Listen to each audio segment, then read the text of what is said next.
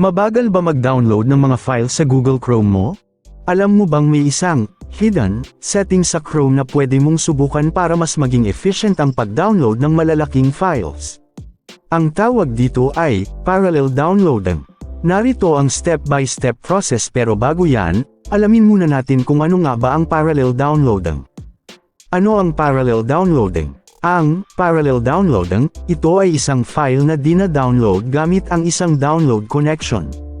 Kapag naka-enable ang parallel downloading, hinahati ng Chrome ang ilang download tasks sa multiple connections o streams, kaya mas maraming bahagi ng file ang maaaring ma-download ng sabay-sabay. Paano i-enable ang parallel downloading? Step 1, buksan ang Google Chrome sa iyong cellphone.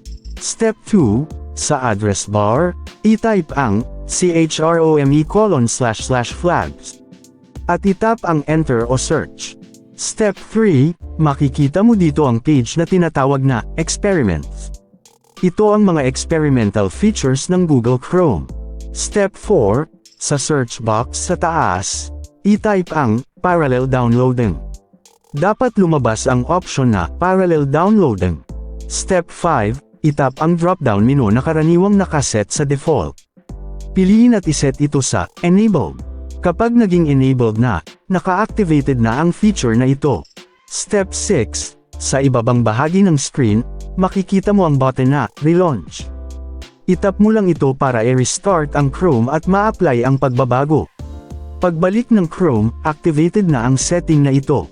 Mahalagang paalala, una, maaari nitong mapabilis ang ilang malalaking downloads, lalo na kung compatible ang server at maayos ang connection.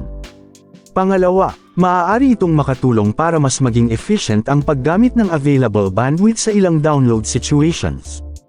At pangatlo, wala kang kailangang i-install na third-party app. Built-in ito sa Chrome.